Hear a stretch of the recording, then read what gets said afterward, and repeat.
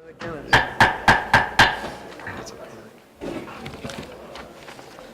Is this thing in front of me? I think it'll pick you up. Okay. You and Uncle just won. Can everybody hear me? Okay. Thank you for coming out. We're starting our regular meeting on this wonderful St. Patrick's Day evening. And we're going to go right into our first order of business. I can't control that, I'm sorry. This is not a handheld mic. Can you speak up? I'll try to. Thank you. Our first order of business tonight is the discussion and decision on the special permit application number 139-14. We do have other business tonight, so it's not our only item to deal with.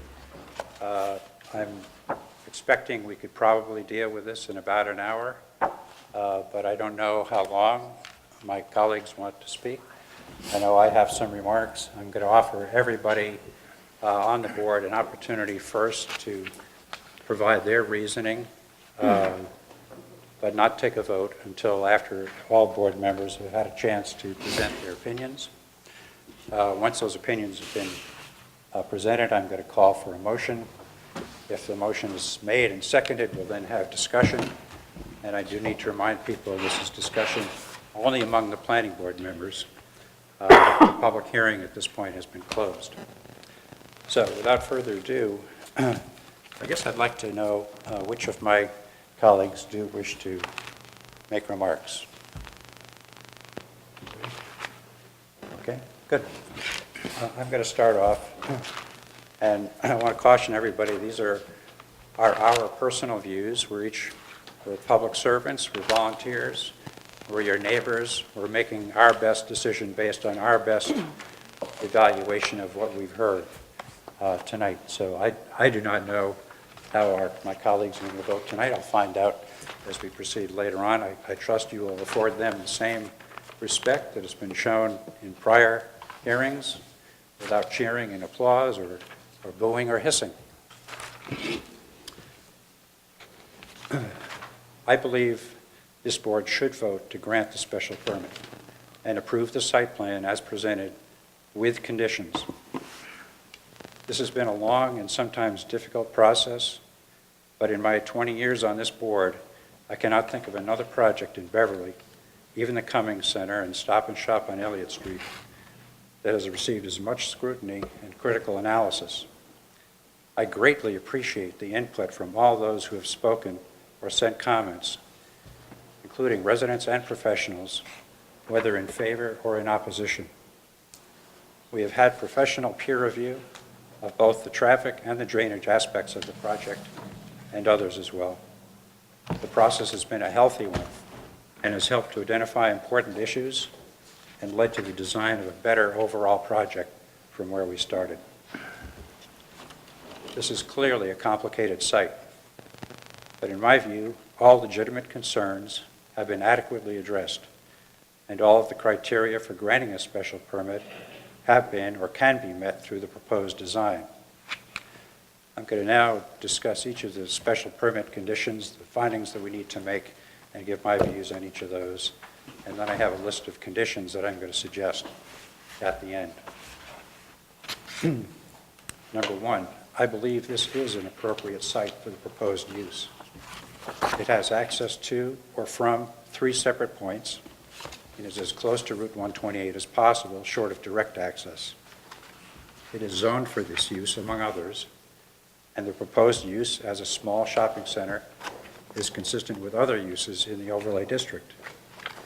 Clearly, the City Council, when it passed the overlay district bylaw, agreed this is an acceptable use, if not a preferred one.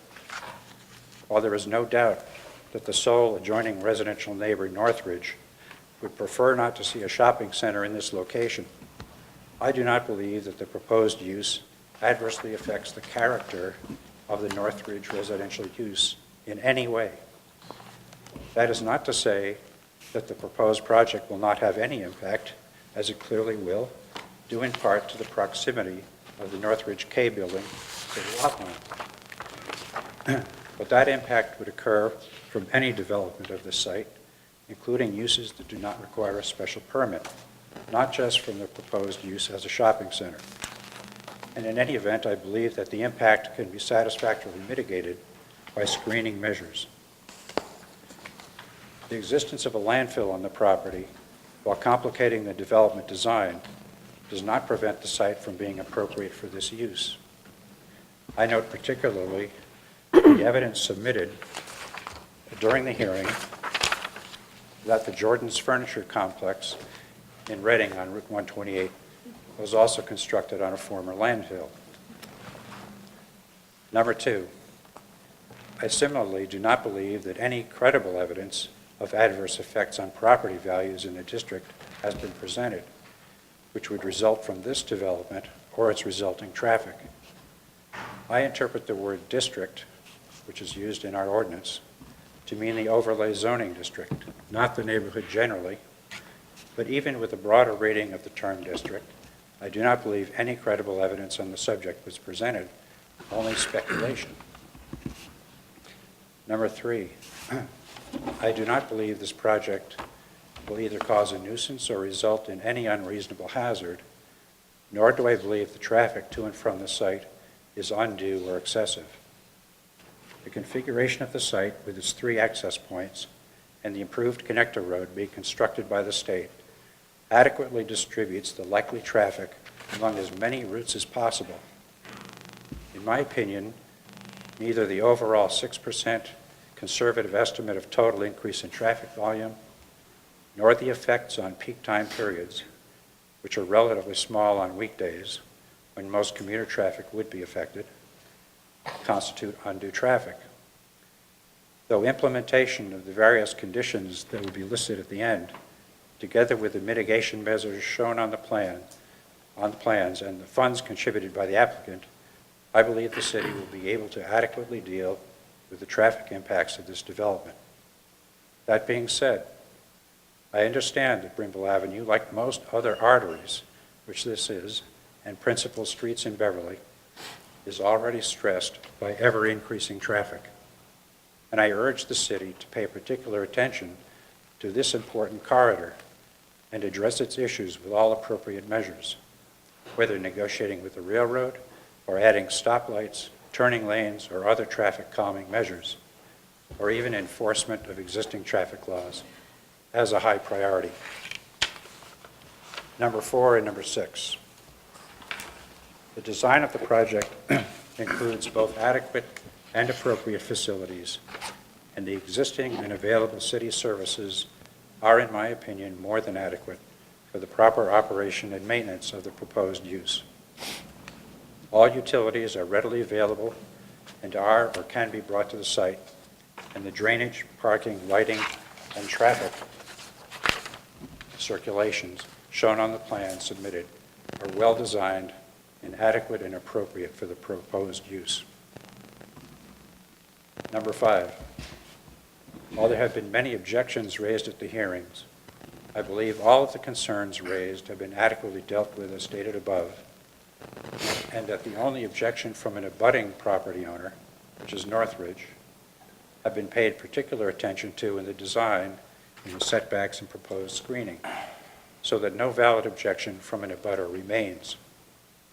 That being said, I would suggest that if possible, the access point from Sawyer Road nearest to Northridge be made exit only, meaning right turn only, thereby allowing the proposed driveway at that location to be narrowed and allowing use of the land area gained for the construction of a berm or at least additional green space on or in which the trees and fence for screening can be constructed further away from the Northridge property. I realize this will necessitate a redesign of this portion of the project and suggest that submission of the revised plans, therefore, to this board be deemed to constitute a minor modification. The conditions I would suggest be attached as conditions to the grant of both the special permit and the site plan approval are as follows. Number 1, Massachusetts Department of Transportation Highway Access Permit and local street opening permit for curb openings, as shown on the approved site plan, are to be in hand and free of appeal before issuance of a building permit. I also would urge that the applicant attempt to have the Department of Transportation approve the Sawyer Road access as exit right turn only, as mentioned previously, with no entrance from Sawyer Road, so as to allow the access road there to be made narrower and provide a larger buffer to the closest Northridge building. I realize that the Department of Transportation may not approve that change, and if they don't, I'm recommending we go with the existing layout. I believe the decisions will be in the hands of the Department of Transportation. Second, the City of Beverly and Mass DOT Route 128 Exit 19 interchange shall be substantially complete prior to issuance of any certificates of occupancy on the site. Third, the traffic mitigation payment of $200,000 is to be made at the time of the application for the building permit.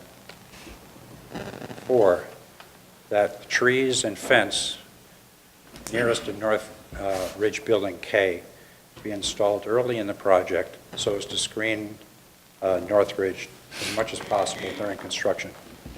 I realize the trees will take time to grow, but the sooner they're put in, the sooner the screening will occur. 5, if the right turn in from Sawyer Road can be eliminated with Mass DOT approval, the condition would be to widen the screening area and possibly add a berm. Another alternative is to remove the Angles parking and move the access drive further away from the K building. This could cause problems with delivery truck, and we may not gain the entire width of the parking spaces, but this is worth exploring and I think should be considered as part of the mix in dealing with this particular entrance issue.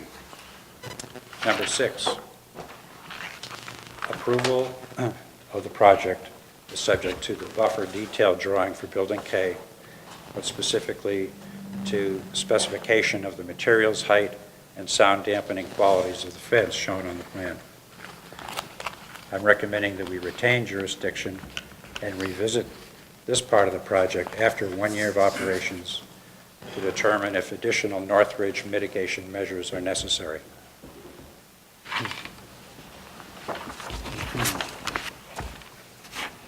I would also recommend that other trees as well as arborvitae be considered in this mix so that it's not just a uniform wall, but a more aesthetically pleasing screening. Number 7, by reference, I've incorporated in these conditions all comments and requirements from city departments, boards, and commission letters that have been received on this project to date. Number 8, final details regarding the treatment and mitigation of landfill glasses under the corrective action plan are to be subject to final review and approval by the Massachusetts Department of Environmental Protection of a modification to the previously approved landfill post-closure permit, SW 45. Final approved plans are to be submitted to the City of Beverly Planning and Engineering Departments. Number 9, dumpsters at the project are to be located as shown on the plan and only serviced during off-peak hours, and not before or after allowed hours of operation, which I'm going to reference below. Number 10, deliveries are to be made between 7 a.m. and 8 p.m. Monday through Saturday, and 9 a.m. to 8 p.m. on Sundays and holidays. 11, the hours of operation for the center as a whole are not to be earlier than 8 a.m., except I understand that Whole Foods may have a coffee bar at 7 a.m., and that's permissible, or later than 10 p.m., except for restaurants, which may remain open until midnight on Friday and Saturday. Number 12, I'm incorporating by reference all of the written representations made by the applicant and its experts in materials submitted to the board. Number 13, that the land banking of parking spaces be as shown on the plans, with the applicant to demonstrate the need for parking spaces, if such is their desire, by a parking analysis prior to activating the parking spaces. And this may require additional landscaping to be submitted to this board. Additional landscaping design. Number 14, The final design and location of the 24-inch stormwater drain pipe shall be subject to the prior approval of the city engineer. Number 15, final construction plans and documentation are to be submitted to the City of Beverly Engineering Department prior to obtaining building permits. Number 16, lastly, AutoCAD or CAD as-built drawings on completion of the building and utility work are to be submitted to the engineering department. These drawings shall also be delivered in PDF format, generated directly from the electronic AutoCAD files. These drawings should be delivered prior to the sale or installation of any required water meters. Those are all of the conditions I'm proposing. At this point, I'd like to suggest that my colleagues go this way, so each side gets time, and I guess that can start with you. Well, thank you, Mr. Chairman.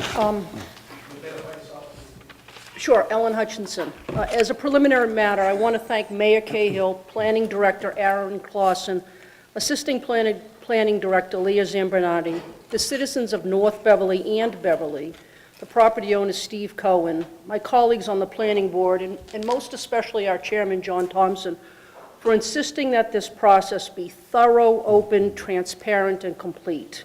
It indeed has been all of those things. Whatever the outcome is tonight, no one can say that this project has not been thoroughly analyzed and vetted. Whatever the outcome is tonight, this has been a good experience for democracy and for the city of Beverly. Frankly, we are all to be applauded for having gone through this process. We've received a lot of email and letters on this project with many suggestions of what we should do and why. I want to take just a brief moment and address some of those suggestions and respond as to why, in my opinion, they cannot be part of at least my deliberations. We've heard from many people that this is a done deal.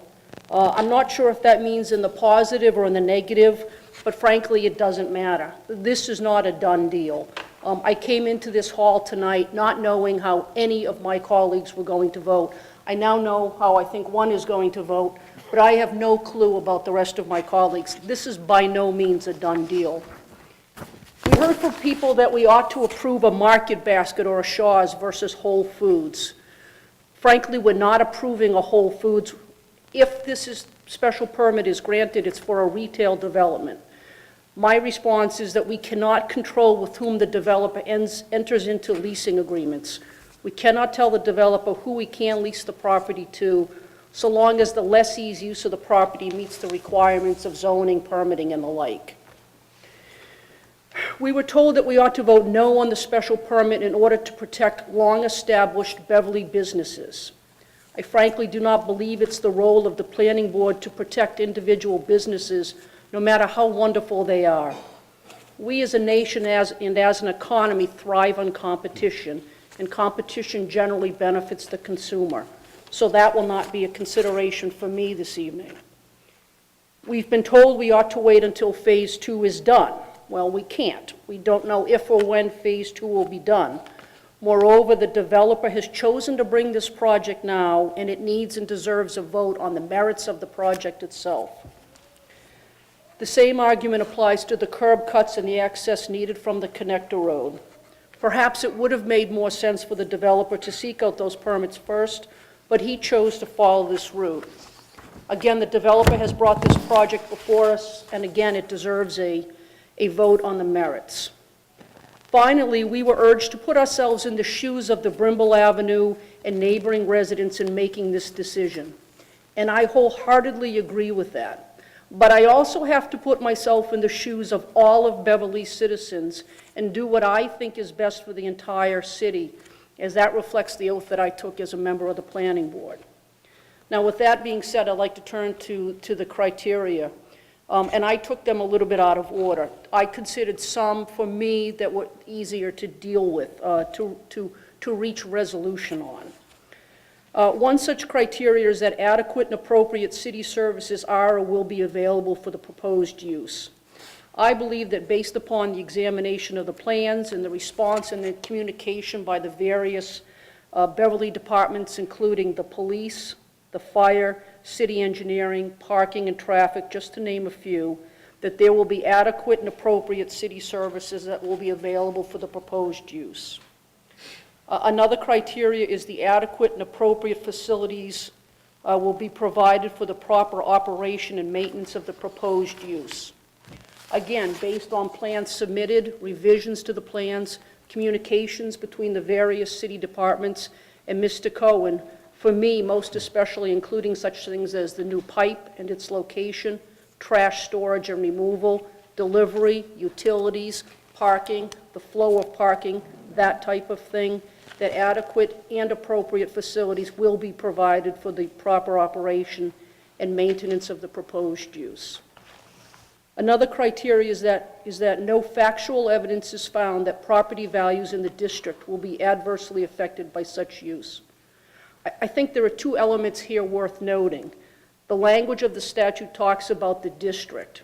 Secondly, the second element is the notion of factual evidence. I believe the district to be the immediate area surrounding the subject property, which enjoys the same zoning as the subject property. But even if the district is defined as being larger, there simply has been no factual evidence that property values will be adversely affected. Anecdotal evidence, yes. Supposition, yes, but no factual evidence.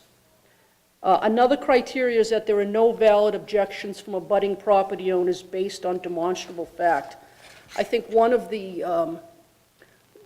terrific things that Mr. Cohen did with this project is that he worked very closely with the Northridge people. I think the positioning of the K building is a problem. On the other hand, I don't think that building ever should have been there. I do disagree with my colleague John Thompson in requesting that that Sawyer Road exit be made exit only. If this permit is to go through, I think we need to take some of the pressure off of Brimbal Avenue, and I think allowing both entrance and exit from Sawyer Road helps to alleviate some of that pressure on Brimbal Avenue. So I would disagree with John on that point.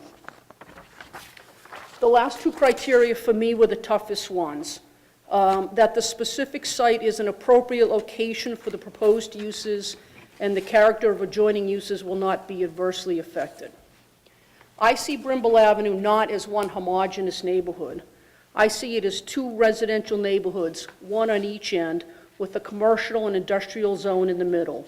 We have their CPI, the former Varian. We have the Santon building. We have the two engineering businesses. We have the two gas stations, and Cycles 128. I believe that commercial and industrial development ought to be located right off of a major highway. Cities are constructed that way. If you go up and down Route 128, you see that commercial and industrial development takes place right off of the highway.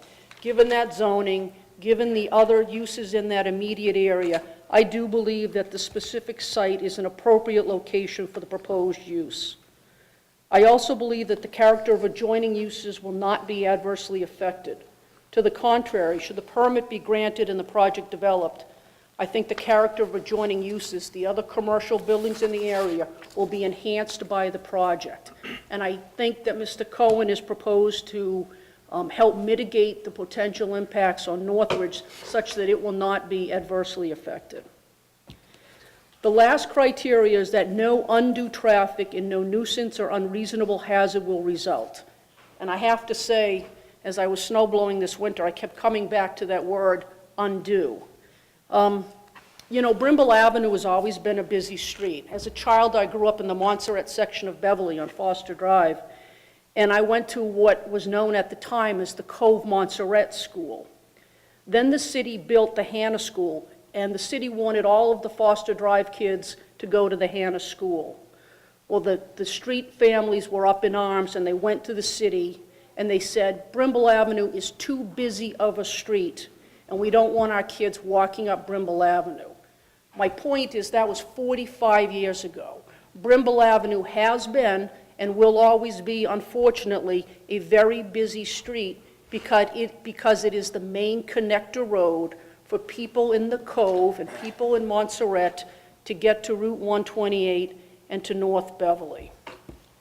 To me, the phrase undue traffic will result means looking at the delta, looking at the increase in the amount of traffic that will result from the project.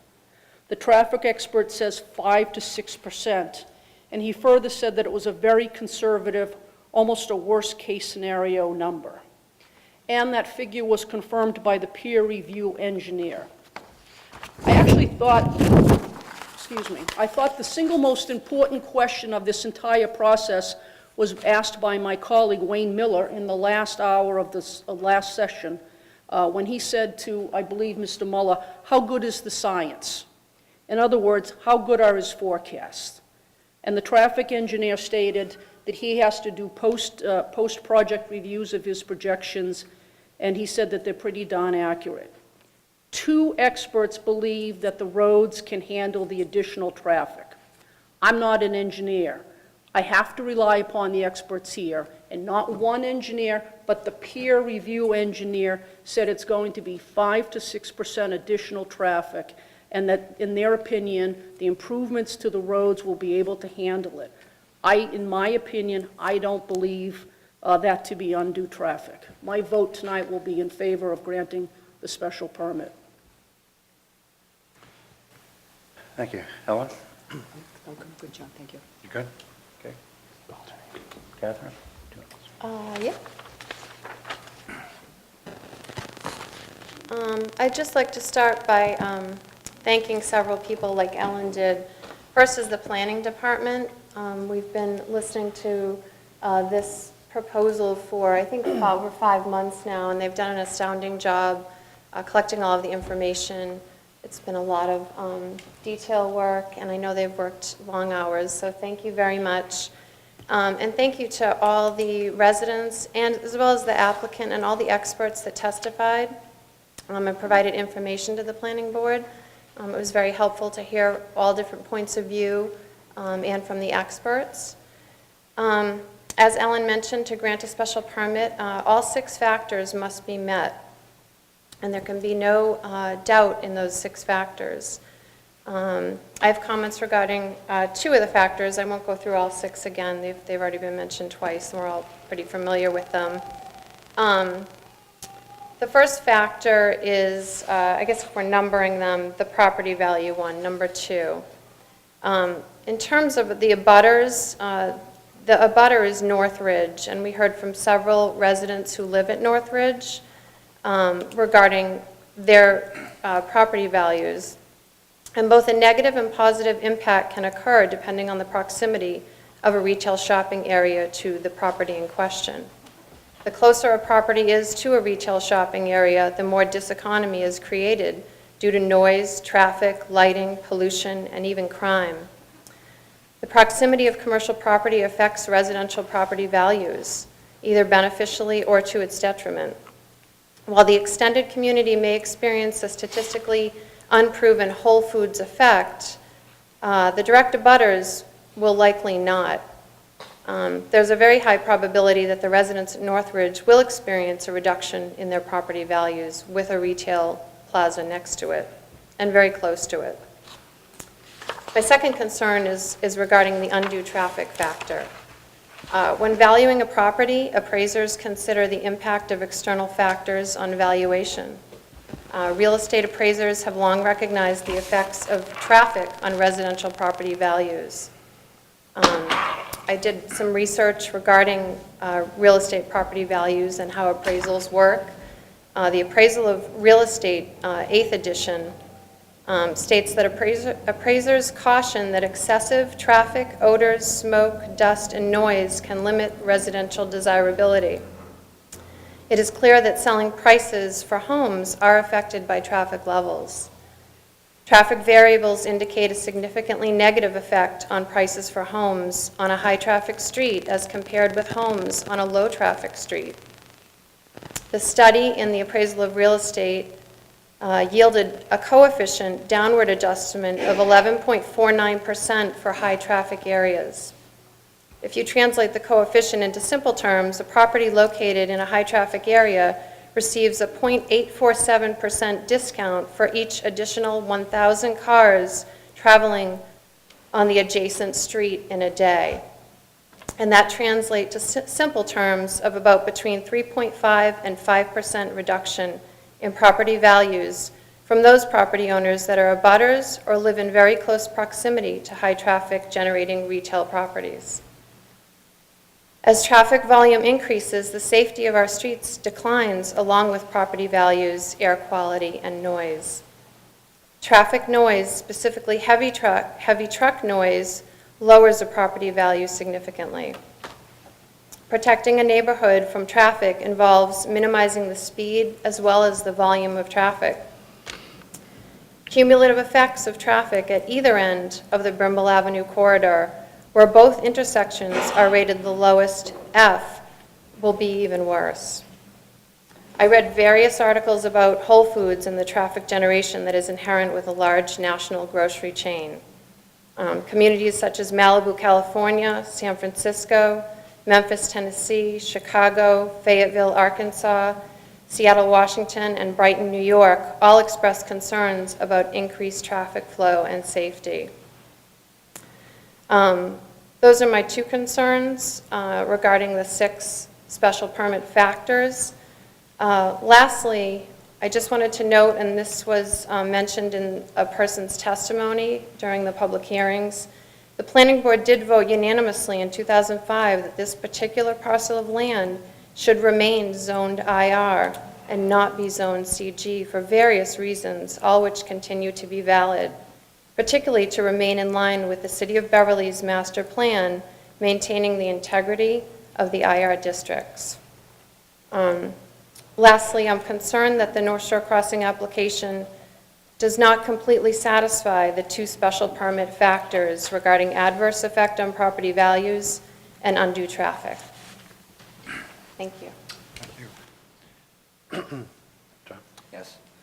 Just want to, again, echo what my colleagues have said, and thank you to the Planning Department, Mr. Thompson, as well as the citizens and residents of Beverly, like James, who came out and spoke. Also want to say thank you to our elected officials who took the time to attend the meetings and also share their opinions with us. I appreciate your time and consideration. Like Catherine, I'm just going to address 2 of the 6 that are my main concerns. They involve property values and traffic distribution. It was said earlier by Mr. Thompson that no hard, actual, factual evidence about that, that this development will impact the property values. He said speculation, hearsay, and I believe that speculation and hearsay is just enough because it could translate into the loss of thousands of dollars for homeowners. Like Catherine, I believe that this would potentially deter people from buying property in the district. My interpretation of the district is the North Beverly neighborhood in regards to this plan.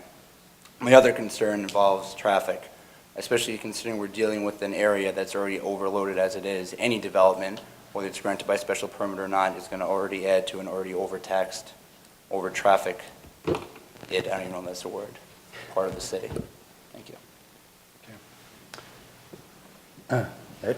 Thank you, Mr. Thompson. Again, I want to commend Mr. Thompson for running extremely well-run meetings during the course of the several months that we've convened a number of public hearings on this matter, a contentious matter. Thank the Planning Board staff and the citizens. While this process has been long and drawn out and there has been disagreement, I would say that no one who has appeared before us has been disagreeable. We have heard a lot of information regarding the pros and cons of this project, in particular the development of a Whole Foods. But again, echoing some of the comments of my fellow board members, this is not about a Whole Foods. This is not about the pros and cons of the specific use of the property, but it's a question as to whether or not the applicant has met its burden. I think that he has not.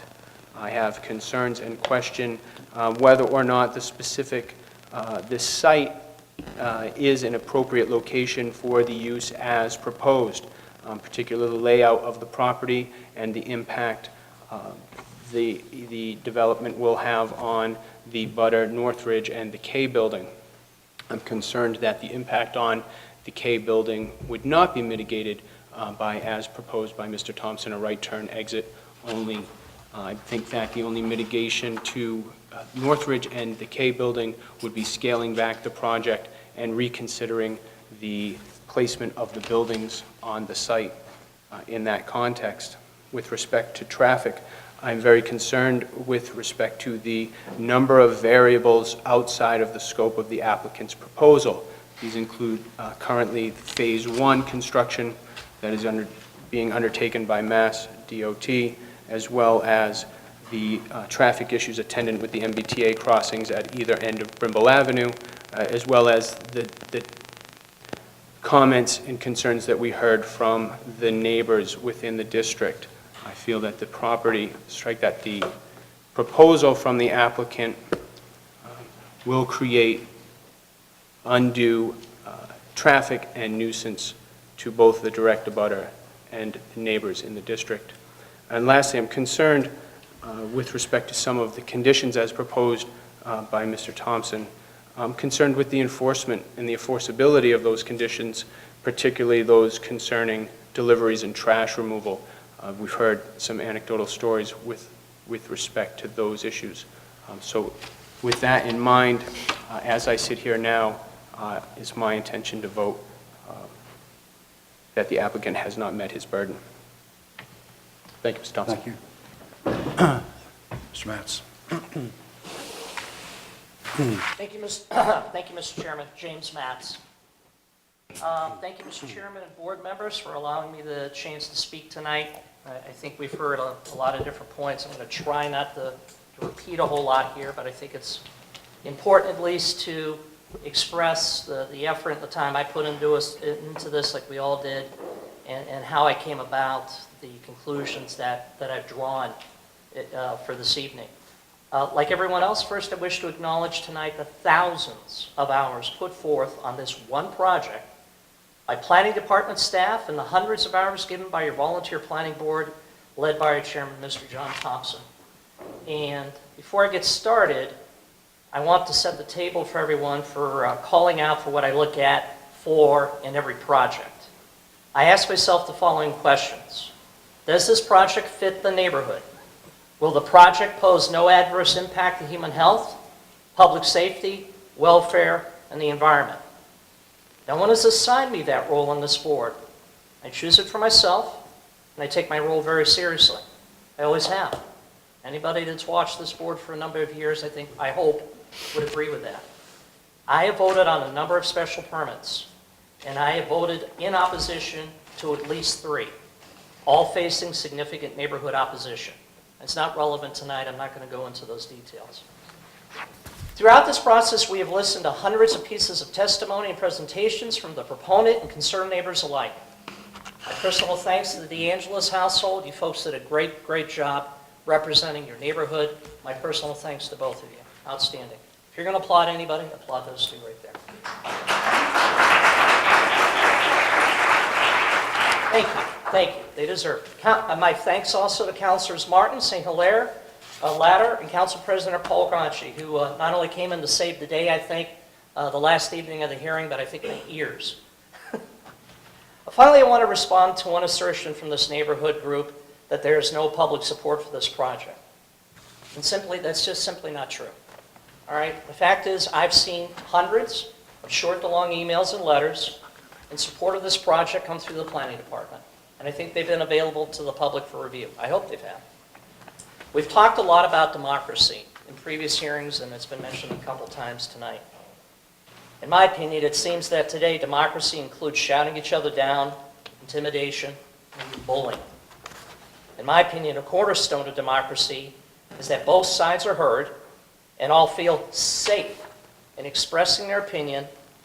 And when we fail on that, in my opinion, democracy.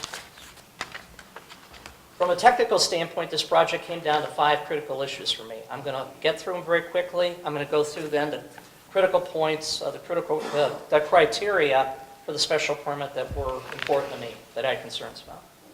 Quickly now. Contamination in soil and groundwater. Through 25-plus borings and monitoring wells and 50-plus test pits, there are no contaminants in soil or groundwater exceeding Mass DEP cleanup standards. Environmental impact at this site is less than minimal. Landfill gas. The landfill is still releasing methane at low levels. That is true. That will be mitigated using current and readily acceptable engineering measures consisting of both lateral and vertical barriers and venting at building rooftops. This is a very old landfill that has vented itself. Landfill gas is not a significant issue on this project and is not sufficient reason to deny a special permit.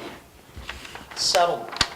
By any measure, this old landfill has gone well beyond a period of significant settlement. Commercial development on a closed landfill is widely done across the country, and the settlement rates at this landfill do not pose any unique challenges. They simply do not. This project is located on private property, and as such, it is up to the owner and the proponent to come up with a foundation design that is both cost-effective for their project and limits their liability in the future. Again, let me be clear, this is private property, and foundation design is not a reason to deny a special permit. By the way, one of the concerned neighbors presented a nice speech and got me beyond hello until she asserted that not enough time had been spent on landfill gas and other environmental issues, and too much time, maybe, or might have been spent on stormwater and other issues. The correct statement is that a discussion of potential contamination, landfill gas, and settlement issues were openly discussed over 2 evenings, with the proponent responding to my request to bring their experts to the second evening of such discussions. On that evening, I admitted I peppered the proponent with more than a dozen questions, thank you, Mr. Chairman, on these 3 key issues. Councilor Martin even thanked me later, I believe at the next hearing, by saying, "You asked great questions." So folks, I think these issues were adequately vetted. I really do. Stormwater management. The proponent has presented a plan that has been reviewed, commented on multiple times by the city peer reviewer until there has been agreement. I trust the experts. I'm not a stormwater engineer. The subgrade infiltration system, we forget about that. The subgrade infiltration system is designed to mitigate downstream influx of water during a storm event. The design will allow water in the subsurface to be released in pulses similar to what occurs under existing conditions. And frankly, trying to raise panic over downstream flooding that is very likely to occur is not only incorrect and misleading, but frankly, I feel a little bit irresponsible. All right? There's no factual evidence to support that. The drain pipe issue. We've already talked about it a number of times, including my fellow members here.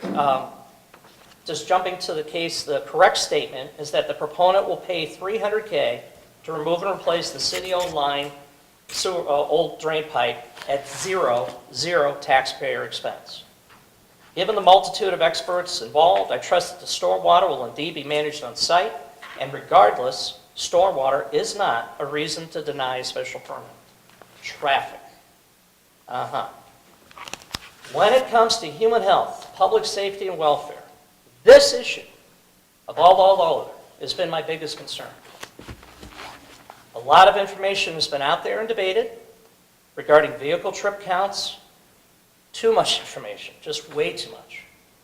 At the end of it all, the proponent's traffic engineer and the city's peer review engineer agreed that this project will add 5 to 6% additional traffic to baseline, which is existing traffic. I've lived in the neighborhood to be impacted by this project for almost 20 years.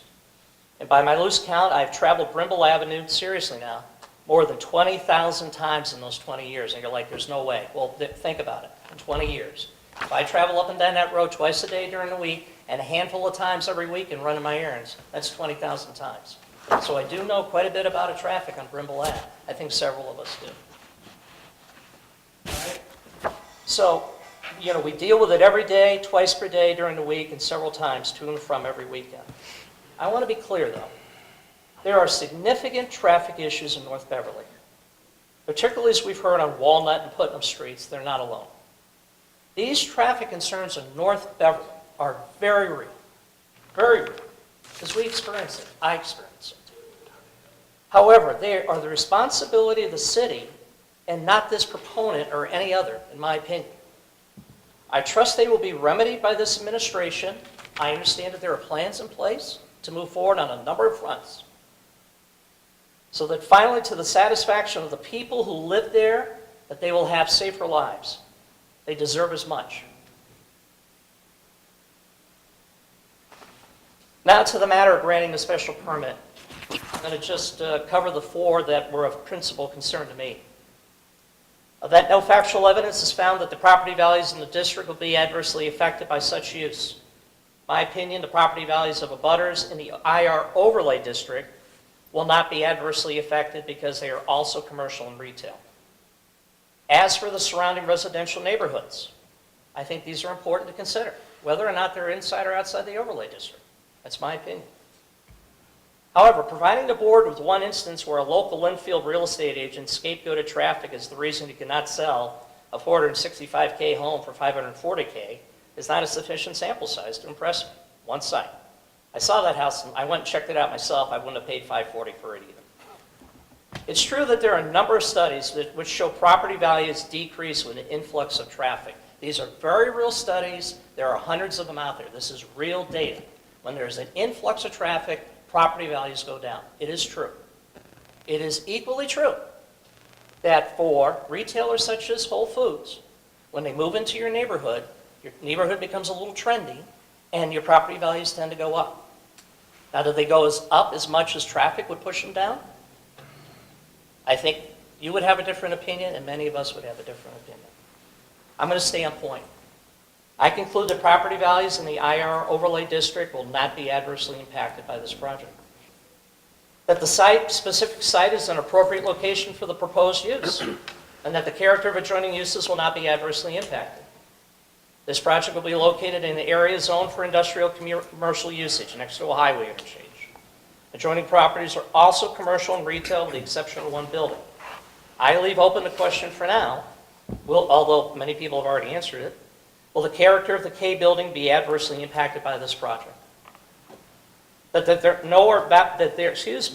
are no valid objections from abutting property owners based on demonstrable fact. There is one abutter objecting to this project, and they claim that based their objections upon this development will dramatically negatively impact the quality of their life. That is demonstrable fact. I think it will. How can it not? A building is located within 5 feet of the property line. How can it not? However, is it up to the proponent to alleviate their butters the situation over and beyond complying with setback requirements under the special permit? That's another open question I have for the board to discuss this evening. And finally, my biggest concern, that no undue traffic and no nuisance or unreasonable hazard would result. The main question I put before the board for us to discuss is this. Does a 5 to 6% increase in traffic pose a condition of undue traffic, nuisance, or unreasonable hazard? I'm no traffic expert by any means. I could rely on the Traffic Commission's report dated February 6th of this year. However, I am definitely open to the opinions of others on the board this evening. These are my conclusions developed over the very long haul. I look forward to our discussions. Thank you, Mr. Chairman, members of the board, and all for the opportunity to speak this evening. Thank you very much. Thank you. Thank you. Wayne, you're up. I am, okay. I would just like to, I'm Wayne Miller, Beverly. I would just like to address 3 of the conditions that our chairman discussed. The first is that you discussed the deliveries, the hours that trucks would be able to make deliveries, but not the size of trucks. Is that something that we might also condition? Yes, I believe that was represented in the applicant's materials, and we've incorporated those by reference, so they would be required not to have trucks larger than as represented. Okay, I just wanted to make sure that was included in the conditions. Secondly, I would agree that the egress and ingress to Sawyer Road be allowed. I don't think there's any reason why we shouldn't have ingress at that point. Traffic studies have shown that there wouldn't be any queuing into the project, and I think it'll help to spread the traffic out, as indicated by all of our traffic studies. So I would not restrict traffic into the project. And lastly, we all seem to be equally concerned about the impact of the K building. The K building is, of course, quite close to the road that will go into the project, and we've discussed different types of mitigation. I'm not at all convinced that the screening and buffering, as we have seen it projected, would work very efficiently. The building sits a bit up on a hill, and the fence that would go there would be just 8 feet tall. I don't think it would do all that much for noise mitigation. I would like to suggest that an alternative be in place there, and that would be that while the vegetation and a fence would remain, that we would, that CEA would provide high-efficiency ductless air conditioning systems for the K building, at least on the side facing. That way, the residents would be able to just do what most people do in town, in cities, just close the windows if it's particularly noisy at some point. That would also stop not just noise, but dust. So I think that would be a better solution for the K building to maintain quality of life there at the K building. Other than that, I really don't have any further comments or objections. I will say that the traffic is, of course, it's the huge issue. But I think the focus has been perhaps too much on the volume of traffic as opposed to the movement of traffic, the level of service of traffic. If there is if there's 5% or 6% more volume at a peak moment of traffic, I'm not sure that matters that much if the overall movement, the efficiency of movement of traffic is maintained. If you look at, you pull up the computer and say, what's the traffic look like today in a certain area? If you see green lines, you're happy. Yellow, you're not so happy. And red, you're very unhappy. As long as we've got green lines on those traffic projections, it doesn't really matter how much volume is in that area. When you pull up a traffic report on the computer, it doesn't tell you that there's 2,200 cars are passing this hour. It shows you a green line or a yellow line. You can get from A to B efficiently and quickly. That's really the concern. And I don't think that's been addressed. We've been more focused on the numbers of cars. And I just don't, I think there's more to it than that. It's the efficiency and the movement that matters much more. And thanks to everyone for their attention. Let me assure those who have questioned that there has been a great deal of consideration put into this, that none of us took this at all lightly, I assure you. And that's all I have for you. Thank you. Thank you. David? Thank you. My name is David Mack. I want to extend the same thanks, but I do want to especially thank Mr. Thompson. It's been a very orderly, polite process, and Mr. Thompson's leadership and control may be something that a lot of us couldn't exhibit throughout this process, and I appreciate that. Now, some of this will be repetitive, but I spent a lot of time on this, and I'm going to try to adjust it to account for some of the comments that preceded me. I guess it's the benefit of going last. The first of the criteria is that the specific site is appropriate for the proposed use, and the character of the adjoining uses will not be adversely affected. In my opinion, I think Mr. Thompson and Ms. Hutchinson's analyses were spot on. This site is adjacent to a major highway, which in my view makes it appropriate for a commercial and retail use, as our zoning ordinance recognizes. The developer's agreement, and certainly if it wasn't agreed to, we would impose it as a condition if we were to approve, that the redesign of the interchange be completed. That's a critical factor in my finding. There are other businesses nearby, and the site is unused and has been for a long time. I appreciate very much that there are residences close to the site, including one adjacent, but frankly, I have not heard evidence that persuades me that the character of the neighborhoods in either direction, on or off of Brimbal, would be adversely affected by this development. The fact that there will be more traffic, perhaps even at times appreciably more traffic, does not, in my opinion, support a finding that this site is inappropriate. We have development in many areas of this city in closer proximity to residential neighborhoods, and our zoning ordinance permits this as long as the special permit criteria are satisfied. And to me, a site adjacent to a highway is appropriate. Indeed, in my view, it's ideal. one issue raised by Mr. Matz, with which I wholeheartedly agree, on the issue of a landfill, being on a former landfill. Since the 70s, 80s, these types of sites have been identified for reuse and redevelopment, and it's not, if that were the case that we couldn't develop former landfills, we'd have a lot more vacant land. And I did not hear any evidence, even remotely, demonstrating that the former use of this site as a landfill presents a problem. The second criteria is the property values, and the issue of the district, that phrase or that word rather, in our ordinance, that's an interesting one, but I don't think it matters, in my opinion, how you define it, broadly, narrowly, citywide, neighborhood-wise, zoning district-wise. I have not heard any factual evidence to this effect, with the exception of one of the gentlemen who said some of his front yard might be taken.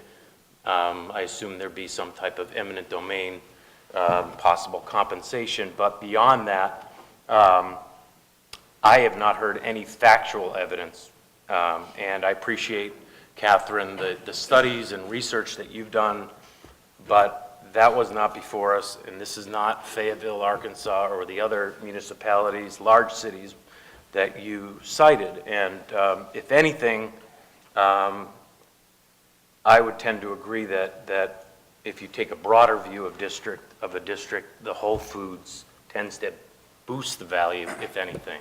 And, I would also comment that there was a lot of very helpful evidence from everybody, much of it anecdotal, but some of the statements actually were kind of disturbing to me, in the sense that almost a xenophobic feel that we don't want people from other towns coming in here. I couldn't disagree more. This is a town you want to come to. So I found that very, very disconcerting. The third criteria I'll come back to, that's traffic, and we'll talk about that in a moment. The fourth criterion is sufficient facilities for the operation of the site. I'm not going to spend much time on that. I didn't hear any evidence that would suggest that it is not sufficient, and none of our city agencies have commented to that effect. So, valid objections from neighbors based on demonstrable fact. To me, that's, it's kind of a catch-all, but it's subsumed, in my view, in the third criterion, which I'm going to return to in a moment. Adequate city services, I think, again, I don't see that as an issue even remotely. The conditions that would be imposed if we were to approve, I think, address any minor issues that could possibly arise.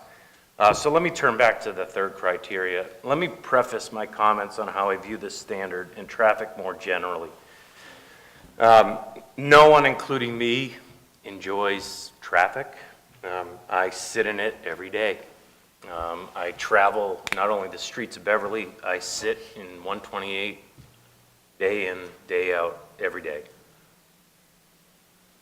It's not pleasurable, and I sit in traffic along Route 1A, including at the familiar trouble spots near Henry's and Shaw's and Nick's, and I used to live on Corning Street, so I certainly know that area. But the standard is not no traffic. It's not even increased traffic. It's undue. It's whether traffic rises to the level of a nuisance. And nuisance, in my world, which is as a lawyer, is an unreasonable interference with one's use and enjoyment of property. That's the legal definition of nuisance, and that's the one I apply here. Now, in my opinion also, traffic does not have an exclusively negative connotation. If not undue or unreasonable, traffic is a positive. It's a sign of economic growth. It's a sign of development. It's a sign of desirability. and an indicator that a location has things going for it. For a city like ours that includes a vibrant commercial base, no traffic is not positive. During the most recent recession, for any of you who travels the roads, whether 128 or within the city, there was very little traffic, relatively speaking. And that's because people were out of work. So I approach this criterion, if you will, from the view that increased traffic is not in and of itself negative. Sure, when you're sitting there, it's annoying, it's frustrating, it adds stress. But our zoning ordinance does not say increased traffic means no special permit. It's undue, unreasonable interference. So I think you'll know where I'm coming out, but let me express my view. There are really 4 categories of the evidence that I saw on this. One is what I would characterize as anecdotal observations and opinions of those who live in the area, and I'm not saying that in a disparaging way. It's a type of evidence and one I consider. Some, as I said, was not helpful. Some was extremely helpful. A second category is, and I should also add, pictures were quite helpful. The second category is scientific, and the engineering, the traffic engineers, it's a science, it's not exact. But that was likewise important evidence, as well as that of the peer review consultant. And the third category is sort of the opinions of the city agencies, including the Parking and Traffic Commission, which is a group of individuals who are appointed to deal with these issues and bring that experience, and they bring that experience to bear. And the final category is the personal experiences of the members of this board who, like most of the people, drive the streets of Beverly and sit in traffic. And I also draw on my experience on the board, which has spanned, I don't even know when I was appointed, but it was a long time ago now. And certainly there are others, even on this board, that have more experience than I do. And I also approach this that traffic tends to be, not always, but tends to be overstated and approached in an alarmist point of view. Not that they're valid, not invalid points, but for example, the Walgreens on near the Shaw's Plaza, people were up in arms on that, and I don't see any effect, frankly, and I go to that Walgreens all the time. So the evidence showed that there will be added traffic. It's not, in my view, undue, and it does not, in my view, constitute a nuisance. In fact, the development, if approved, will be conditioned on the redesign. The only places where traffic will become worse than it is today, and again, I think, Wayne, your point on the flow of traffic is what we need to consider. There will be more cars. The flow of traffic in the area closest to the site, based on even conservative estimates by the 2 traffic engineers and MassDOT, will go from an F to an A. It's the 2 ends of Brimbal that will be most impacted. And as for the end nearest Montserrat, there appears to be a measure that can counteract the impact. Perhaps not all the way, but it should diminish that impact. But even if the predicted impact is felt, and there is no counteractive measure, in my opinion, the increased traffic is not undue, and I do not think it would create a nuisance. In a general sense, increased traffic can interfere with the use and enjoyment of property. That being said, the incremental impact of this proposed development is not an unreasonable interference. It may be a significant inconvenience at peak hours, but in my opinion, temporary or even regular inconvenience is not the equivalent of a nuisance. And the expected traffic impact, I don't think, is undue. As for the other trouble spot, that's a problem, and it's a problem, and it's going to be a problem until the city addresses it, probably in conjunction with the MBTA. But again, this is a trouble spot with or without this development, and the question then becomes, does this incremental increase in traffic rise to the level of undue or a nuisance? And in my opinion, it does not. It will make an already difficult traffic area worse at peak times, especially when the train gates are down. But the traffic increases will be episodic. They won't be constant. And because of the proposed use, retail versus office, the increased traffic during one of the peak periods, the morning commute, will be significantly less than a development that the applicant could construct as of right, which is an important factor. So the incremental worsening of an already difficult traffic area is not undue and should not be borne solely by this applicant. And in my opinion, if that were the appropriate standard, we would become stagnant as a city. So I haven't heard any persuasive evidence that would, in my view, justify denying the request for a special permit. I think the comments made by Ms. Hutchinson about what Brimbal Ave is, I appreciate that anyone lives in a house, whether it's on a busy thoroughfare or on the quietest streets of Beverly Farms, where I do not live. There's a neighborhood. It can be a different neighborhood, and this has always been, since I moved to Beverly in 1998, a major road. It is, and it will always be. But on balance, I think the applicant has more than carried its burden, and I think we would be remiss as a board for not allowing this to go forward. Thank you. Okay. At this point, I think it's still pretty much up for grabs, but I do sense a majority of us, and I realize it takes 6, not just a majority. Just to remind people, we have to have a supermajority here, 6 out of 9 in favor. I'm going to ask for a motion supporting the granting of the special permit, and if it's seconded, we'll then have a discussion, and following that, we'll take a vote. I'll make a motion if you don't mind, Mr. Thompson. I would move that we approve the special permit for all the reasons that I stated in my findings, but also I think the statements that were made by the others who expressed support. I would agree that all the conditions that Mr. Thompson mentioned, with the exception of the one that Ms. Hutchinson expressed a disagreement on, and I tend to side with Ms. Hutchinson on that. That's the Sawyer Road. As with Sawyer Road, because I do think that it would help alleviate some of the conditions, the traffic on Brimbal. So with the exception of that condition, I would include that as part of my motion. Is there a second? Seconded by Ms. Hutchinson. Okay, folks, time to discuss. I want to look at the interpretation of the word nuisance.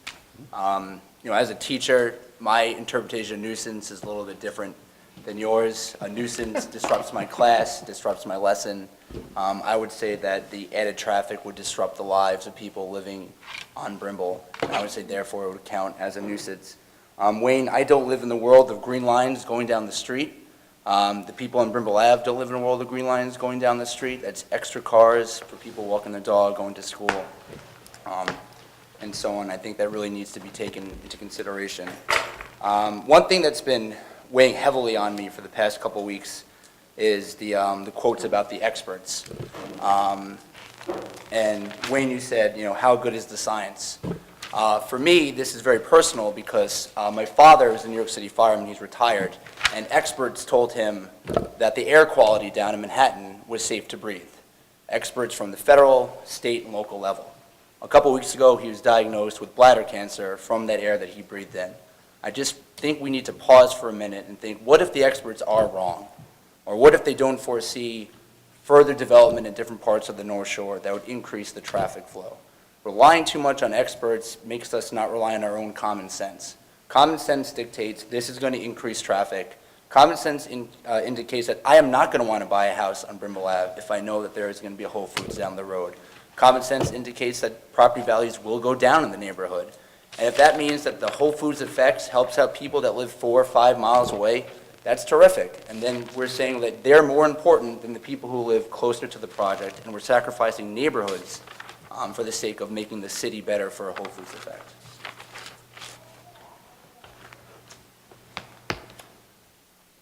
I'll jump in on that one. I appreciate, obviously, just from the points that have been made tonight, it's clear that reasonable people can disagree on most of the issues here tonight. But I think we do have some standards, and unfortunately, common sense isn't one of them. We have to go based on legal interpretations by words that are used with hopefully precision in our ordinances, and generally can echo one of the former members of this board. When we're resorting to common sense, we're in very deep waters. I think what's common sense to one person is not common sense to another. I believe that the words do or undue and nuisance are not to be given everyday common, almost trivial meanings. They're important. They're high standards. And I think we have to take this, not that you aren't, John, but I think we have to take this very seriously and apply a higher standard than just everyday experience. There's been a history of permits that have been granted in this community and others, and they're not based on those criteria. So on the condition about the Sawyer Road, that's my personal view, and I'm certainly prepared to concede on it. That seems to be the desire of a number of you. My only concern there was that it's not essential as an ingress point from Sawyer Road because traffic coming north on Sawyer Road, and remember it's a right turn only, so you cannot enter it heading south on Sawyer Road. The traffic going north on Sawyer Road only needs to go another 100 yards further into the circle and around the corner and come in through the connector entrance. So it's not a vital entrance point. I do think it's very important as an exit point, however, because that saves a lot of traffic from going out in either on Brimbal Avenue or on the connector road and through one, or I guess it would have to be both of the traffic circles. I think it was 30% exit, if I remember. Right. So I think that exiting is far more important than the entrance as far as the traffic mitigation is concerned. On the other hand, I realize all that may be picked up in terms of land area, if we limit it the way I'm suggesting, would be 6 feet. And I'm not sure how much additional screening can be done in that point. I guess someone raised the question of enforcement, and this is always something we concern ourselves with in the planning. We impose conditions on every special permit, and how do we know that they're being observed? Well, that's what we have a building inspector for. And if, as has happened in the past, a member of the public observes that there is a non-compliance with the stated condition in one of our decisions, oftentimes they contact Leah or somebody in the planning department, or they may go directly to the building department. If it comes to the planning department, then it goes to the building department, and they're our enforcement agent. And they can impose, there are daily penalties for violation of zoning. So when we do a special permit, that becomes part of the zoning, and any applicant or owner of a property is potentially subject to fines, if not cease and desist orders, for failure to comply.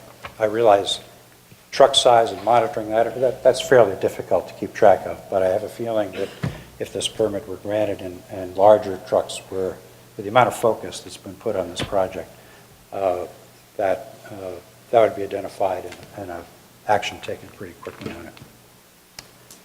Regarding property values, and I know this is a concern of a number of you, I do think we are constrained to act upon the evidence that has been presented. I appreciate the research that some of you have done. I have some questions as to whether that research is applicable or not, but even if it were, we are constrained to act upon the evidence that's been presented. And I have not heard any factual evidence. The only, I'm going to separate out the person who was talking about the land taking. I think that results from the city, from the state's reconfiguration and not from this project. The other person who spoke about property values referenced the Linfield example, and that was entirely speculative. There's no evidence whatsoever that that property value diminishment had anything to do with the shopping center. It's entirely possible that the owner was simply asking too much for the property to begin with, which is, in my line of work, which is real estate, I see every day. Most people don't want to undercut the values. They put it out for what they hope they'll get for it, and that bears oftentimes no relationship to what it will actually get. I think that's all. Can I add to that, John? Please. I wanted to just, you make a good point in terms of property values. I mean, like traffic, it's somewhat of a science in that, property values are both very localized and on a community basis. You look in the paper and you see the average price of a home going up or down, and while the adjacent or the nearby development, one might think, depending on how the development comes out, if it's well-designed and desirable, the proximity could actually be, and the ability to reach that by foot might actually increase the value, even in the area closest to the development. But even if you assume that it's a decline, the overall boost that a community or a city could get from a continued path of growth and commerce that brings people to the city, that brings people from other surrounding areas to come to Beverly because it has a lot going on, that can counteract that localized negative impact, if any, and result in a net increase. So it's so hard to know that that's why I think our ordinance requires fact and not supposition or studies from other areas that weren't presented. And Catherine, I don't want to diminish that, because I think I really applaud you taking the time and doing the work, and it shows your dedication. But we have to go with what's been presented to us by the applicant and anyone who speaks for or against it. And I don't think that we should be supplementing the record on behalf of either side. So I just didn't see any evidence, frankly, one way or the other, that it would, as to how it would affect it. And much like traffic, I don't think that we have the expertise to say one way or the other what's going to happen. And there's so many other factors that are in play that it's hard to isolate this proposed development as being a factor one way or the other. Just a quick add to that.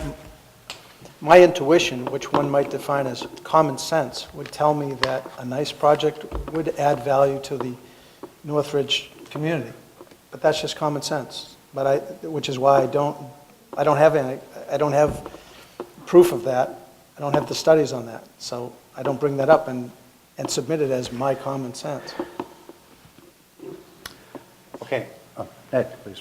Sure, I just want to address some of my thoughts. It sounds like I might be a little bit in the minority here, but just to expand on some of my thoughts, Mr. Thompson, it sounds like one of the concerns everyone across the board shares is the impact of the development and that ingress, egress on the K building.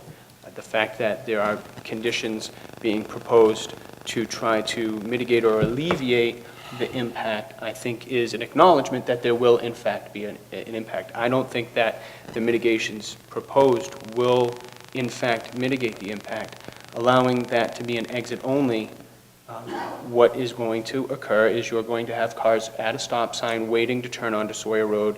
Their cars are going to have to accelerate onto Sawyer Road.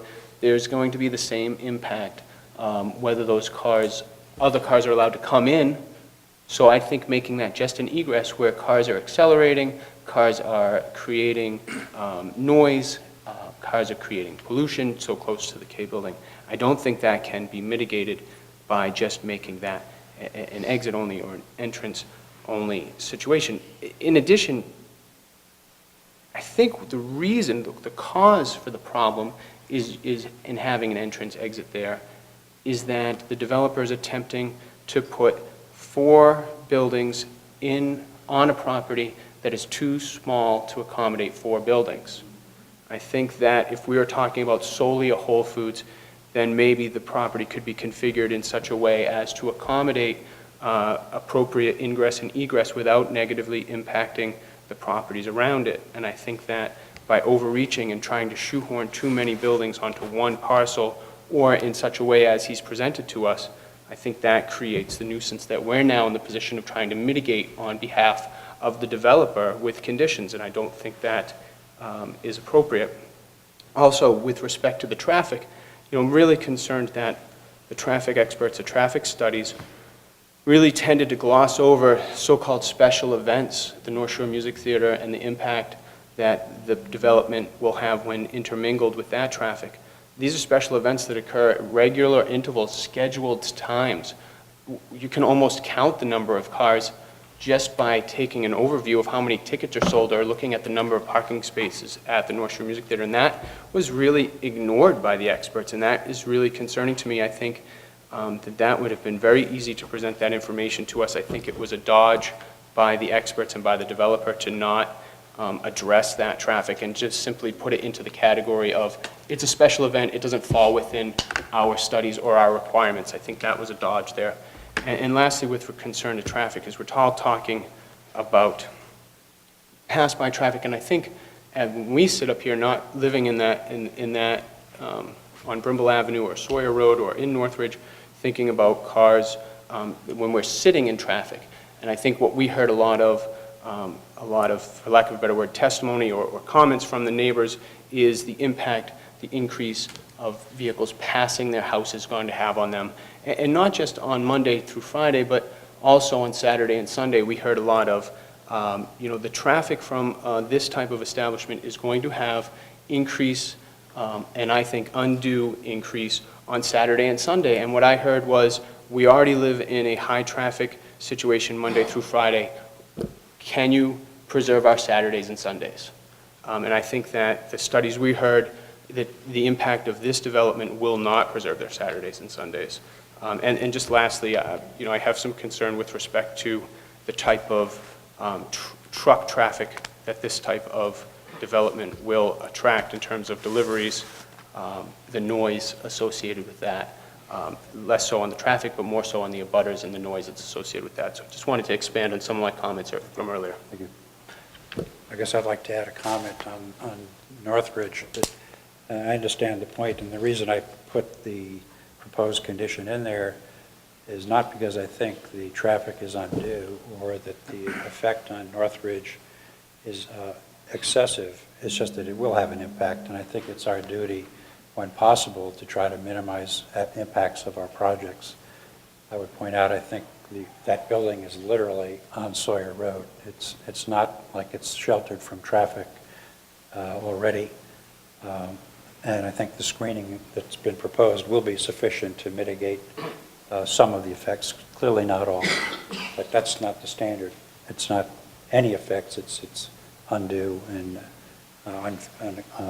overly excessive. So, John, I think you I just want wanted to to echo what Ned said about the impact on the K building.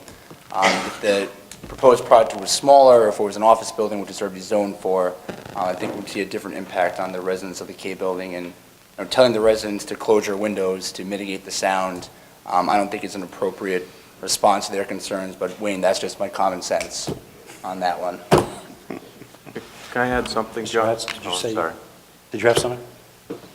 No, I'm sorry. Okay. I had one more comment on the K building. I think one of the things we should consider is the fact that, in my view, a lot of this is what's this development going to do relative to what a development as of right could do. And to me, while we obviously have to look at this development, the K building is, and has always been, right up to the edge. And it's this day, whether it was a development as of right or a development by special permit, unless this site was going to remain vacant forever, this day was bound to happen. And that doesn't necessarily mean there won't be an effect, but I don't think that we can expect that this site would remain undeveloped forever. And to me, it's many of these same arguments were made when we had the Walgreens and right up against Chipman Road, I think it was. There was an abutter right there, and the developer worked with the family on that street. And from my understanding, that was handled in much the same way, and I think it's been handled very beneficially to both. I think we've actually heard back that the abutter was quite pleased, and again, it was the same concern that we were faced with, that this is the way we addressed it, and I think it's worked, and I think it will work, and I don't think that the effect will be such that it warrants denial. Anyone else want to say anything at this point? I just had two things. One point of clarification, in all the information that I read, there is no statistically proven Whole Foods effect where a community sees a certain percentage of their property value increase.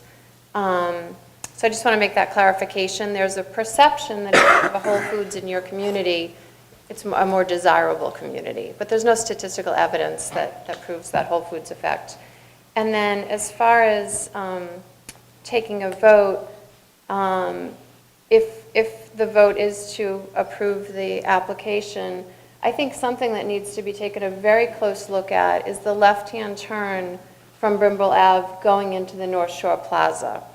Part of the DOT's road redesign is to eliminate left-hand turns, and there's a specific reason for that. Those are very dangerous. There are typically long wait times, and I foresee that being a problem. There's no signal there. There's no roundabout or rotary there. It is just a left-hand turn. There's no suicide lane even. You're just taking a left turn and hoping for the best. And the North Shore Music Theater on Saturdays and Sundays have shows. Saturdays they actually have two shows at 2 p.m. and 8 p.m. There are 1,500 seats at the North Shore Music Theater. There's roughly, I believe, 600 vehicles to 700 that will be in there on a Saturday, twice on a Saturday. You compound that with a retail shopping plaza that has predicted over 6,000 vehicle trips per day.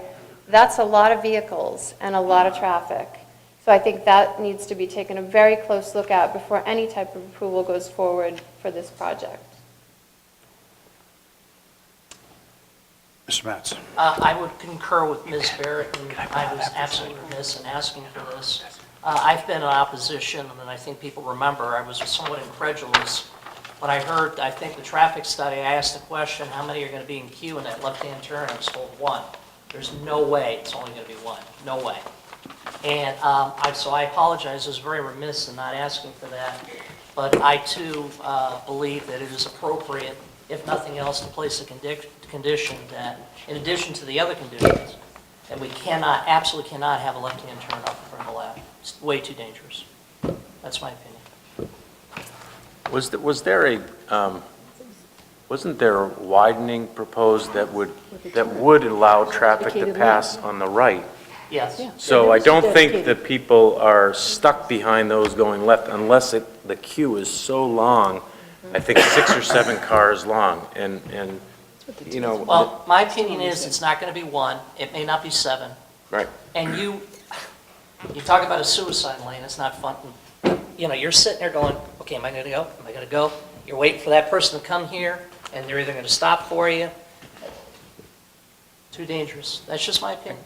On that point, I just have some personal experience because on I live in Centerville off of Essex Street, and there's a dedicated left turn lane for traffic going north on Essex Street to go north on 128. And while it's not ideal, it's not a suicide. People have to control themselves, yes, in both directions, but it's actually not a bad solution compared to what was there before. I don't think it's a bad solution. When I get impatient and the train just lets go and I continue down Essex Street, I've taken that frequently myself. I don't disagree with you completely, but All right. just a left-hand turn lane, in my opinion, off from Brimbal Ave and that plaza is not safe. Why don't we take that up separately if this moves forward? I was just going to comment on that, and that, with anything with this traffic flow, it's a balance, because you remove something and it adds something somewhere else. So if you didn't have that left turn, people would continue on and go through that roundabout, and I think would have to go through 2 roundabouts to get into the plaza from Brimbal. So, and again, I think this has obviously been exhaustively studied by those with a lot more expertise than us. So, I'm sure that balancing act was considered, and I would suggest we defer, but if you want to take it up separately. Okay, well, that's going to be our collective decision. I think at this point, unless people want to try to persuade each other some more, I think we're ready to make a decision on this. So the motion's been made and seconded to approve the special permit and site plan approval with the conditions that I spelled out, excluding the condition relating to changing the configuration of the Sawyer Road to exit right only. Can I amend? I want to amend that motion, because I actually have been persuaded through this discussion to removal of that condition and go back with your original condition that it be a right turn exit only. Well, in order to do that as a friendly amendment, our seconder would have to agree to that. I second that motion. No, But you didn't. but you did and I did. Ellen did. Oh, okay, sorry. And I feel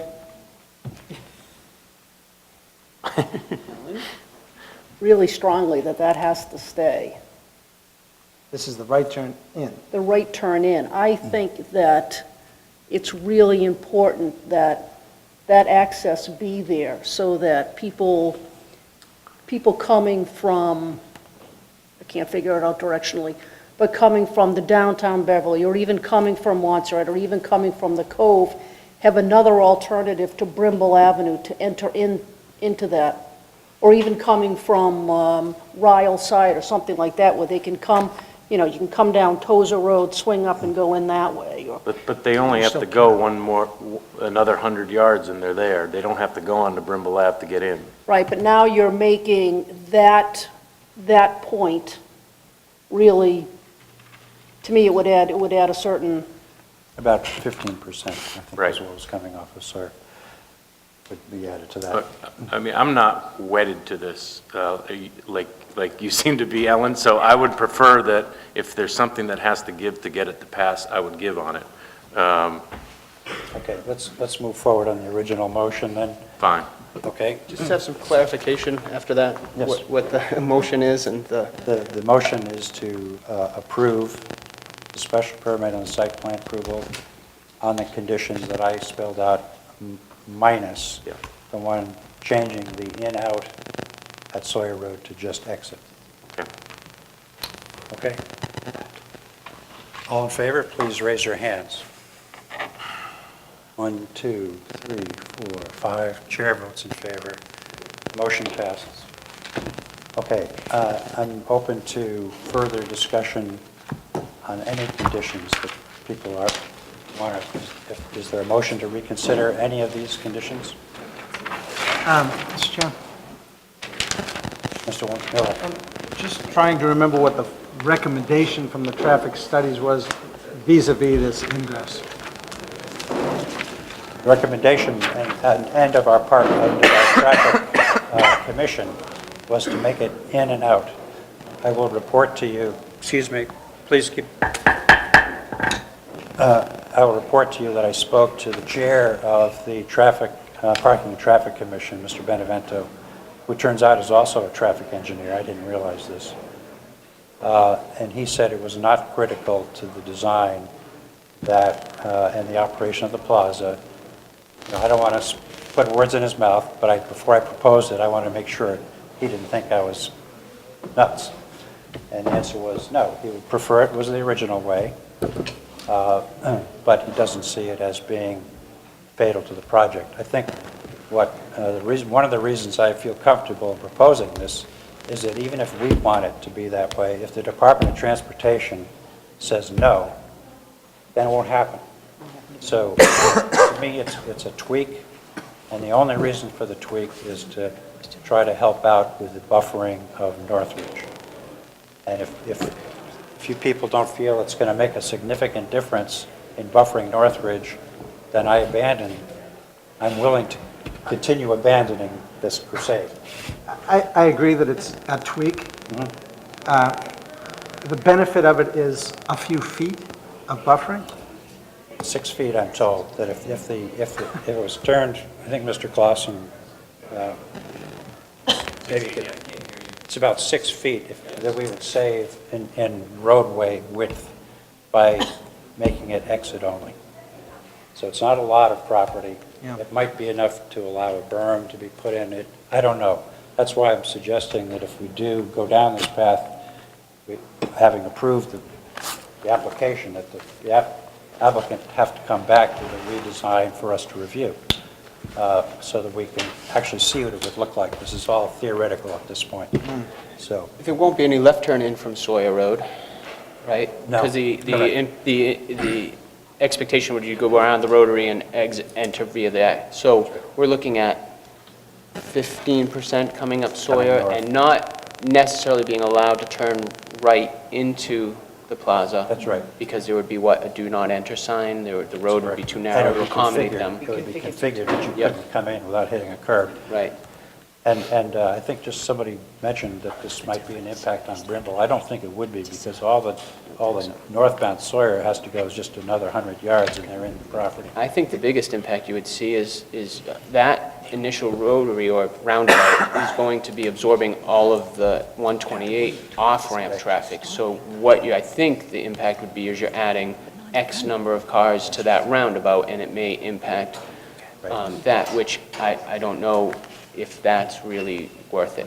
Okay, but at the moment, unless we vote to reconsider that particular item, it's off the table. Right. So, anybody else on this point? Anybody want to make a motion to change that aspect? Okay, we're over that one. We're done with that. So where are we? In or out? Are we going in or are we going out? We've just voted in favor of the application upon all the conditions stated in my lengthy tome, minus the exit-only condition. Okay, so we still have ingress and egress at this point. Correct. Okay, that's the way it is. Can the board consider any additional conditions at this time? If you care to, I just want to take 2 minutes to have a quick discussion on a concern that I have with respect to, I guess what I would call seasonal traffic. I think we can anticipate at certain seasons, or certain holidays, Thanksgiving, Christmas, maybe Easter, traffic is markedly increased for a grocer. And I'm wondering if whether or not we should consider a condition to provide some type of police detail on Brimbal Avenue to assist with that left turn coming in.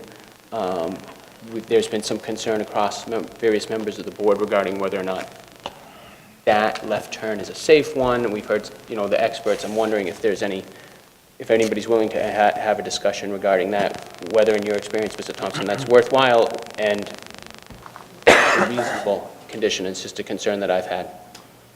well, it's not unreasonable. I think most of applicants that are project owners that have that sort of issue decide to pay for that because it's good for business.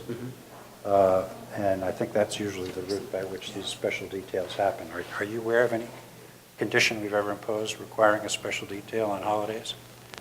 not aware of any. Okay? I mean, that doesn't mean that we can't start. So, Just to go with Ned's idea, in terms of wording this, I don't know how you would want to maybe make like a time frame in terms of, not right the holidays, but maybe say between, I don't know, certain dates, or we can say like, to be discussed later, at a later date, and this way, Mr. Cohen and the police department can talk about it and figure out, all right, maybe we actually need the detail on these days, whereas maybe we were wrong in our interpretation of it, our best guess. well, I guess I'd remind people that under the conditions of the Traffic and Parking and Traffic Commission, there's going to be a 1-year review. 6 months. Sorry, 6-month and 1-year review of all of the ingress, egress, Everything. traffic aspects of this, with the possibility of having to come back for further mitigation. So I think maybe that's the way to handle that one. 6 months. I guess that would be great, as long as the project isn't completed in the end of March, and after Easter, and 6 months passes before Thanksgiving. No, well, So there's a window there, 6 months of occupancy. right? So there could be a 6-month window there in which we don't hit any of these particular holidays. It may or may not be. I mean, I'm wondering what Mr. Cohen, if he wants to, has any insight or input, if we want to hear from him. Okay, I think we need a motion to hear the applicant on this subject. Are you so moving? So, No. Sure. No, but, seconded. All in favor of allowing the applicant to speak on this? Okay. Would you like to? Yeah, for the record, Thomas Alexander on behalf of the CEA Group. Just a couple of things to make clear. The details at Stop and Shop in North Beverly, at Shaw's in North Beverly are, and as well as the details that are done by the music theater, none of those are conditions. Those are all done by the applicant, the owner of the property, because as you pointed out, it's good for business. The other thing is that, just to make clear, I believe that the Parking Traffic Commission review is not 6 months and 1 year from the date of approval. It's 6 months and 1 year from date of completion.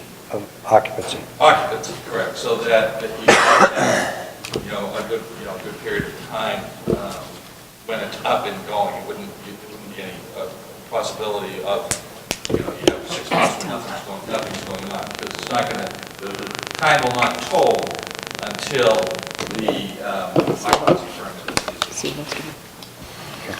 are you saying that the look back is 18 months? You're saying 6 months and a year? From date of 6 completion. months in a year. So 18 months? No. 6-month intervals up to a Oh, year. and a year. I couldn't say if you're saying 6 months and a year, I see, okay, so it would be at 2 intervals. Okay. Thank you, sorry. And it's from date of occupancy. I get that. David? No, I'm thinking that between the review and the natural incentive of, all parties in this area to,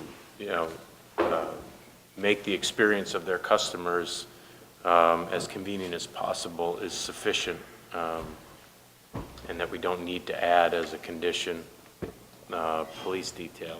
And that's my view of it. But everybody else can certainly chime in. All right, should we let that one go and see what happens in the review? I think that's reasonable. I just wanted to express that concern. No, thank you. Appreciate it. Wayne? Okay, I wasn't overwhelmed with enthusiasm about the idea of having a regular fence, not a noise attenuating fence, and adding air conditioning systems to the K building. But I'd like to just throw that out there and see what the opinion is. I feel that that would enhance the quality of life for those in K building, and that is what we're concerned about. Yeah, as I understand the screening, I think we keep this open to the applicant to. Can we make that optional? As part of my conditions, they were going to come back, and I guess that was tied to the Sawyer Road change, which we didn't approve. Okay. So I guess I would hope that the type of fence that would be put in would be a sound barrier type fence, not a picket fence, not be a solid fence, but not just necessarily a wooden fence, but one that's designed for sound protection. Correct? The term is the sound attenuated fence. Sound attenuating fence. And that there would be arborvitae and other trees with good-sized ones to start with that'll grow fast. So I think that's just about all you can do for screening. Not to belabor it, but I don't see this as a tweak. I think it's critical to the quality of life there. And I guess all I can say is if I lived in the K building, Yep. I'd want the vegetation there, I'd want a fence there, but I don't feel that would, I don't have studies on this, maybe someone else does, how much noise it would block, but my guess is not enough. And in lieu of that, a fence, a vegetation, and the ability to close my windows and stop the dust and noise, as many people opt to do, as I did when I lived on a major street in Beverly many years ago, seems to me an option that we should leave open at least. Assuming, of course, that the applicant would be agreeable to leaving that option open at equal to or the same monetary outlay. So that's to put air conditioning, central air, or? I mean, The type of system I would suggest would be a ductless air conditioning system where there's a unit outside and then no ductwork, just pipes come in and there's a wall-mounted unit, not a window-mounted unit. It's really a air conditioning and heat pump system. They're very efficient No, I think I know what you're talking about. and very quiet and would, I think, just improve the quality of life. I think I'm a little nervous about us substituting our judgment for the owners of those units. And I guess I'm going to ask, is the applicant still in discussion with Northridge about mitigation measures? So you've basically thrown into the plans everything you're preparing to do at this point? Okay. I see your point. Yeah, I just feel like if Northridge hasn't asked for it, and I take it they have not asked for this, let's see how the screening works. And would you be willing to come back at some future time if it turns out the screening totally fails in terms of noise protection? You can't sell it back at that point. I guess the sound attenuated fence is about $15,000 more than a regular fence put in. So if we would be willing to appropriate $15,000 and not have to do the sound attenuated fence, and we don't want to put in things in Northridge, we'd be willing to have that $15,000 go to Northridge for them to install the ductless HVAC, unit. HVAC on the side facing the... Instead of the fence? Correct. I mean, again, I feel like I can't speak for the neighbors. I'd rather have a fence, to be honest with you. But I think that creates a slippery slope. Very tender. okay, I think we're not going to pursue that. I think we've lost that battle right now. Okay. Oh, you can go for a second. All right, thank you all. I think we're done with this item and going to move on to our next. What about item site business. plan? Sorry? Do we have to approve site plan too? You just did. Oh, good. Okay. That was in my motion. Oh, okay. We want to take the opportunity to thank the planning board as well as the neighborhood and folks that have expressed the condition. I agree that this is a great demonstration of democracy work and taking in a lot of information. And I think, that I've been doing this for a long time, and I've never seen such a thorough review of a project. And I think it's to the commendation of both the city, the neighbors, and the planning board. Thank you. I think you've been very responsive to all the concerns that have been raised. Thank you. Thank you, Counselor. Mr. Chair, I'd also like to pass the age, and I too have been doing this for a long time. Years ago as an attorney, for the past 25 years as an applicant, and as you know, I'm also a member of the planning board of the city of Cambridge. And putting aside the incredibly comprehensive process that we've gone through the last 5 years, just this evening, this is really the most thoughtful discussion of the pending special permit that I've heard. And I think very highly of the board in which I sit, and I don't think we've ever had as thoughtful a discussion as this.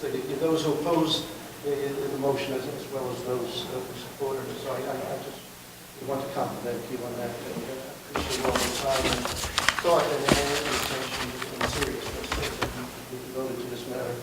And now it's our obligation and duty and responsibility to make you proud of the decision, and the entire city proud of the decision that you made here. And I hope that even those of you who had concerns and doubts about this project, I hope in a year or so, when we're complete and operating, I hope that you'll come back and I hope that you will find that it is in fact a project that is really a benefit to the city and that does not have the sort of effects that some of you fear. And we feel confident about that, and we're really devoted to achieving that goal. So thank you once again. Thank you. Thank you. Have we accomplished everything on this that we need to? All right.